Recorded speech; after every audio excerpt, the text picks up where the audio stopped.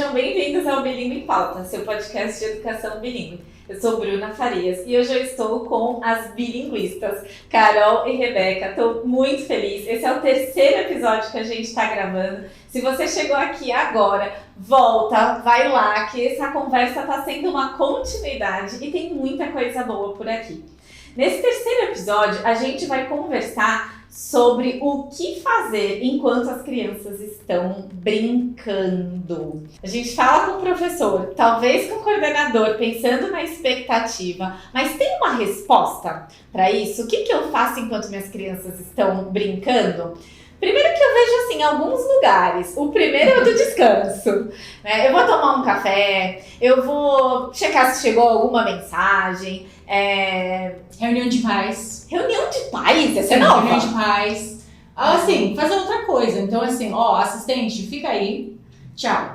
Eu vou... 1000 coisas, né? A professora tem 1000 coisas pra fazer. Algum papel que tem que entregar, alguma coisa que tem que preencher, um relatório pra fazer, um planejamento, mas até assim... preparar a sala pra receber as crianças quando elas Isso, voltam. exato. Preparar a sala, arrumar a sala que eles saíram, né? A gente consegue pensar muita coisa aqui pra fazer. Bom,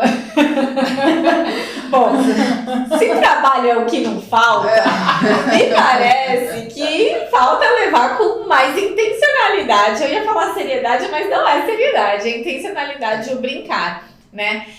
Então, por mais que tenha muito trabalho para fazer, por mais que tenha uma professora ali que você quer contar o que aconteceu, algum colega, né, para tomar um café... Enfim, o que o professor faz ou deveria fazer ou poderia fazer enquanto as crianças estão brincando para melhorar a qualidade do brincar das crianças?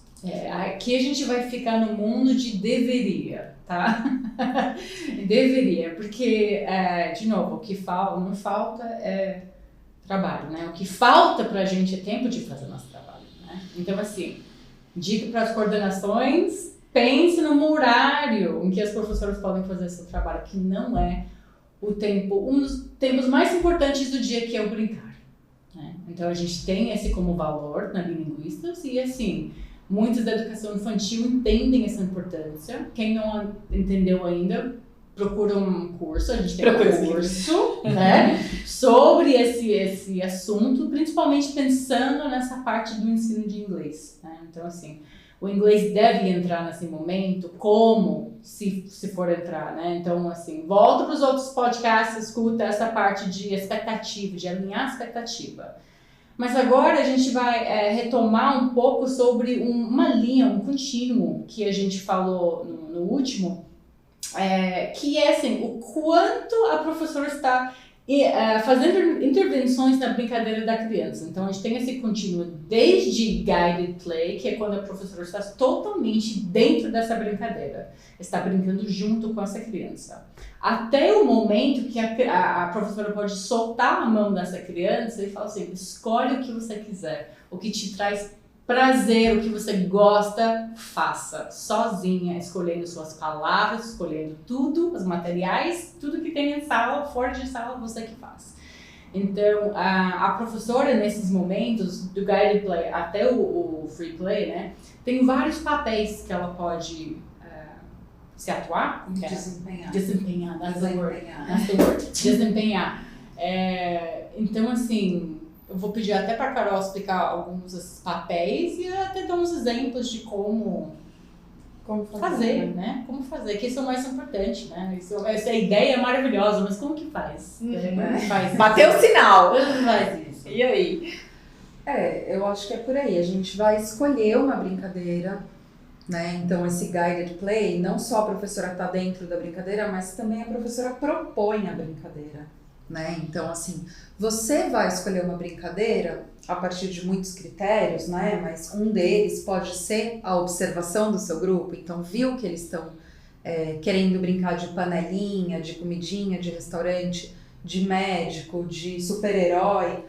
Pega, né, o que você está vendo e traz para essa brincadeira que agora você vai começar a ensinar, né? Um outro critério, de repente você tem uma unidade temática, você tem um livro didático que que você precisa cumprir, né? Ou que tá ali presente na Tipo, sua sala. Fazenda, piratas, dinossauros. Então você vai trazer sentimento, vai trazer uma brincadeira que também você vai poder usar todas aquelas ferramentas que a gente conversou no episódio passado do podcast, né? Então, se você não viu, volta lá. Né? Assim, tem muitas formas da gente alimentar essa brincadeira. Então, se você precisa, né, trabalhar alguma unidade temática, enfim, por um capítulo do livro, já aproveita. Mas se não, você pode também observar as crianças e trazer delas. Escolher um tema, por exemplo, veterinário. Então, o que você vai fazer? Primeiro, você vai propor, crianças, nós vamos brincar de veterinário. Como brinca? Vou ensinar. Né? Então, assim, modelar qual é o comportamento esperado, assim, os papéis, né, da narrativa. Então, você chega, eu te cumprimento, pergunto se tem algum problema com o seu bichinho, se ele tá com dor no quê, né, onde tá doendo. Se tá na patinha, eu vou engessar, se é na barriga, vai tomar um remédio, né, como que essa brincadeira acontece. Então, esse momento é totalmente, né, iniciado pela professora, escolhido pela professora, modelado pela professora, né. Conforme as crianças conseguem responder e esse seu modelo está apoiado por outras ações, né, ele não está acontecendo só ali, como a gente falou no episódio anterior, você consegue começar a ir para um papel mais secundário. Então, alguma criança vai ser a veterinária, a outra vai ser a dona do bichinho, a outra vai ser o bichinho e você vai ser a recepcionista, a telefonista do consultório. Então, você ainda participa da brincadeira, mas assim... Você não é o principal. Né? Você é o hobby, né? Não é isso mesmo. Você agora tá no segundo, né? Então, e aí você tá olhando, o que as crianças estão precisando? Tá faltando vocabulário? Eles não sabem falar dor de cabeça, dor de barriga, arranhado? Não estão sabendo isso? Vou trazer pra roda. Ou eles não sabem os nomes dos animais, alguém queria falar que tinha tartaruga, o outro queria falar que tinha... Leva isso para um outro momento, para poder realimentar a brincadeira, né? Passar, né? Aí você começa a ver, poxa, eles estão indo legal, né? Posso soltar um pouquinho mais a brincadeira. Isso não é assim, uma atividade isolada e outra. São vários aqui, quando você tá no principal falando um monte, né? Aí não, você tá de repente a sua assistente tá com uma parte do grupo lendo uma história e você tá com uma parte do grupo brincando, né? Você divide o grupo. Então, assim, pequenos grupos é melhor, sempre melhor. Deixa uma parte das crianças brincando de Lego e lá você não vai mexer agora com essa linguagem que está acontecendo ali. A outra parte está fazendo um desenho, pode estar, de repente, fazendo uma atividade no livro, né? E você tá com um grupo fazendo isso. Então, assim, é difícil também uma turma de educação infantil, especialmente, a gente querer que todo mundo faça tudo ao mesmo tempo, né? É uma expectativa irreal. A gente vem falando de expectativa, né? Carol e Rebeca, né? Tá muito claro isso. Vocês explicam de uma forma que, assim, fica muito claro para todo mundo. Eu tô achando uma maravilha. Principalmente a intencionalidade da brincadeira, como que traz. Mas eu fico pensando, assim, puxa, vamos supor que... Se você não ouviu o episódio anterior, volta, que a gente tava falando sobre confeitaria. Tô pensando lá, resgatando a confeitaria, falei de massa, falei de padeiro, falei de assar, falei de cobertura, trouxe um episódio, mas elas querem virar figurinha. Elas estão esperando pelo momento que vão virar figurinha. Então o professor tem ali o planejamento, ele entendeu se hoje é hora de ser mais guiado ou se deixar eles mais livres. Quem ouviu o último podcast, o último episódio, né, o anterior... tá afiado nisso. Mas eu tô pensando até no meu filho, estou pensando no meu filho, que vai participar dessas brincadeiras, né? Que é uma criança que participaria, mas que estaria assim, que horas que eu vou pôr figurinha, que horas que eu vou pôr figurinha. E aí, o papel do professor, o que ele faz quando elas querem virar figurinha? Trocar figurinha, colar figurinha no álbum. E aí? Muita coisa pra falar. Você quer falar? Vai. Deixa eu ver se você vai falar a mesma coisa que eu. Olha só, a gente está falando de um contínuo de guiado para free, né? Quando é free, ele só vai para a confeitaria quem quer, né? Então, assim, é esse momento inicial que eu estou propondo da professora tá ali controlando super brincadeira, esse segundo momento que ela virou Robin, tem um terceiro momento que ela vai virar só uma helper ali da brincadeira, então você já tá mais de olho. Chegou lá no free play, quem não quer ir na confeitaria ou no veterinário, não vai, porque free é free, né? Tem que Agora, ser, já que a gente promete, tem que ser. Exato, olha, a confeitaria, o veterinário, eles estão emergindo ali mais ou menos de uma coisa que você tá vendo que as crianças estão te mostrando, né? Você não vai insistir numa brincadeira por semanas que ninguém tá afim de fazer, né? Porque aí também precisa, né? A gente planeja, observa e alimenta o planejamento, né? Agora, exatamente isso. Se todo mundo... Gente, todo ano... a cada 4 anos a gente tem o fenômeno do álbum da Copa. Mas, eu vou dar um spoiler pro próximo podcast, mas é o seguinte, que bom, a gente não ia falar a mesma coisa. Você sabia já que isso ia acontecer? Todas as professoras do mundo, do Brasil, sabiam que a época de figurinhas está chegando. Então, lá em janeiro, você estava pensando o quê? No planejamento anual que você deve fazer também?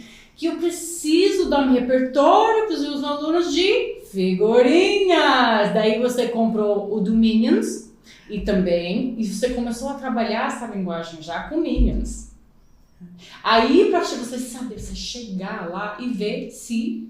Você já fez o álbum coletivo do segmento, isso, tem a página do Infantil 1, do Infantil 2, né?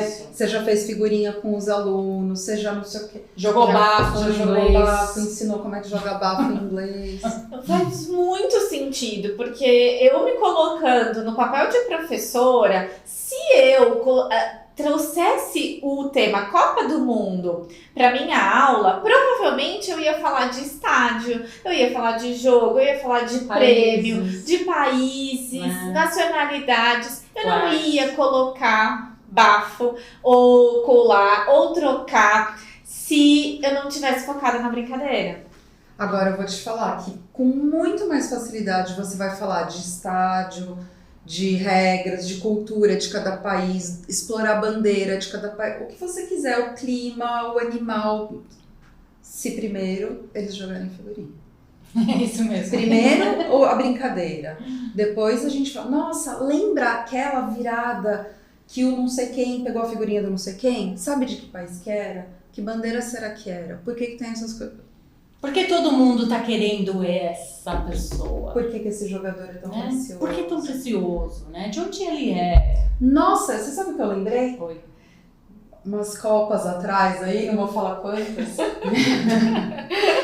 A gente fez quantos um bolão. livros de álbum você lembra do bolão que a gente fez? Eu lembro, a gente fez um bolão. Então, eram crianças do 2º ou do 3º ano do fundamental.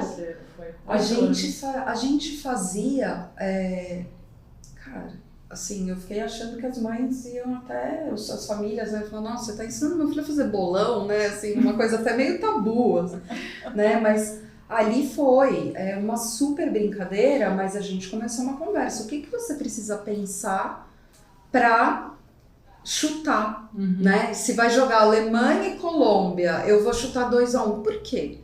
Então, assim, vamos olhar os jogos passados, vamos olhar se os jogadores são os mesmos do outro ano. Então, a gente começa com a estatística. Super pesquisa, quantos gols esse cara fez nos últimos 10 jogos. Então, assim, a gente fez um super trabalho de matemática, de língua, para brincar de bolão, né? Que no final, aí eles começavam a postar figurinha em quem acertava o resultado do bolão, enfim. Então, assim, a brincadeira alimentando, né, a aprendizagem e a aprendizagem alimentando a brincadeira.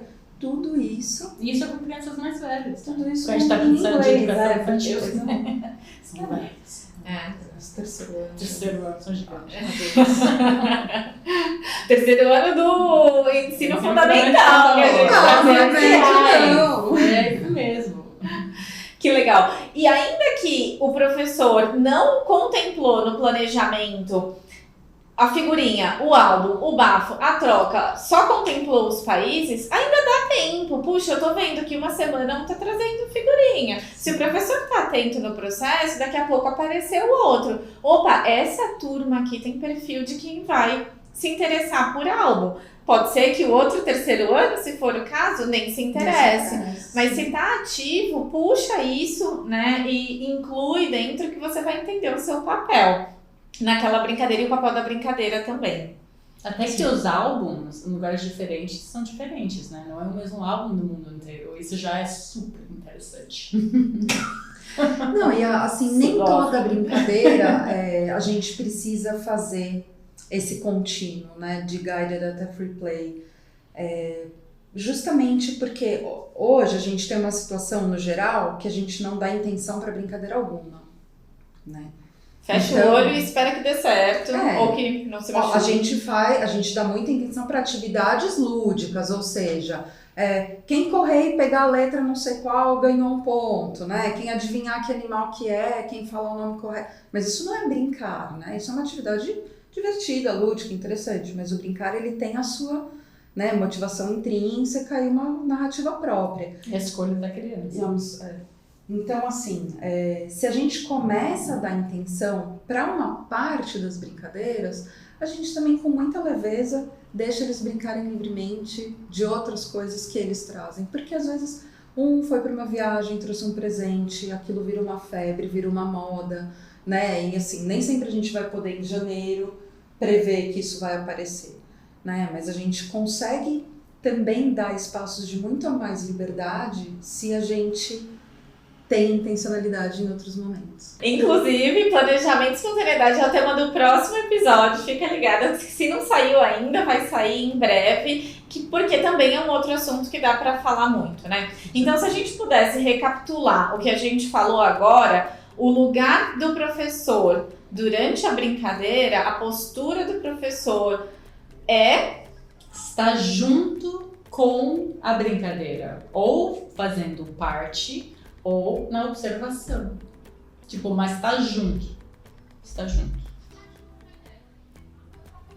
É isso. Não, no momento, o professor, ele tá atuando durante a brincadeira com a mesma seriedade, intencionalidade, reflexão, que ele tá na roda, que ele tá numa atividade dirigida. Não está junto só fisicamente. Não é pra você ficar olhando, esperando pra ver se não vai sair uma briga ou se alguém vai arrancar alguma coisa da mão do outro. Não é esse o seu papel. Né? O seu papel é estar ali, seja modelando, seja apoiando, seja observando para ver como aquilo vai voltar. Porque assim, muita gente também pensa que a brincadeira e olhar a brincadeira, observar a brincadeira é pensar somente na parte socioemocional da criança.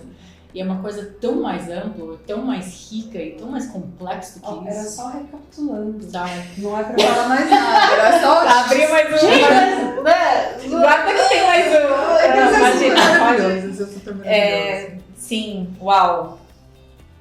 Não é só socioemocional, não é só a língua. Então a gente volta no que a gente estava falando lá no primeiro, né? Que a brincadeira é um direito da criança e desse ambiente escolar o professor tem que estar acompanhando também. Muito bom, muito obrigada a todo mundo que ouviu até aqui. Até a próxima? Até a próxima. Tá gostando desse papo? Faz sentido pra você? A gente quer saber das suas dúvidas, sugestões e as ideias que você teve enquanto nos ouvia. Nosso papo continua nos comentários lá no Instagram, @ubilingueoficial e @bilinguistas. Te vejo no próximo episódio, Planejamento e Espontaneidade na Brincadeira. Até breve!